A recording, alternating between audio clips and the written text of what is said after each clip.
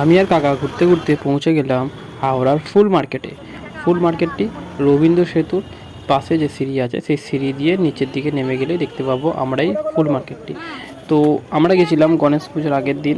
তো অত্যাধিক ভিড় ছিল সেদিনকে ফুল মার্কেটে, ঠিক আছে। আর ফুলের দামও ছিল প্রচুর হাই। বর্ষার কারণে বেশিরভাগই ফুল টুল সব ডুবে গেছে, ওই জন্য ফুলের দামও ছিল প্রচুর হাই আর অত্যাধিক ভিড় ছিল। এই মার্কেটে ঢুকলে ঘড়ির কাঁটার গতি যেন দ্বিগুণ হয়ে যায়।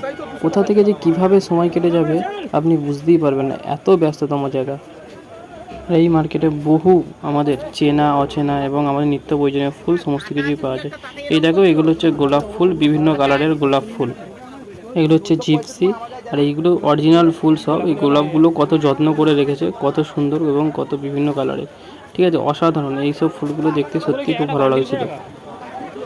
এই মার্কেটের ব্যস্ততায় দেখে মনে হচ্ছে যেন শুধু ফুল কেনাবেচা হচ্ছে না, হচ্ছে ফুলেদের ভাগ্য নির্ধারণ।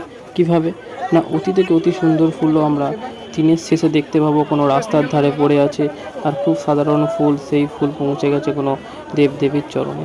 সেই কারণে এই কথাটা বললাম। দেখো, লাটকে লাট গাঁদা এবং বেলপাতা, তুলসী পাতা, যা যা জিনিস মানে পুজোতে লাগে সমস্ত কিছু এখানে পাওয়া যাচ্ছে। কত রজনী গাঁদা দেখতে পাচ্ছ, গাঁদার পুরো লাট সারি সারি রাখা আছে। ভিডিওটি ভালো লাগলে লাইক এবং কমেন্ট অবশ্যই করবেন।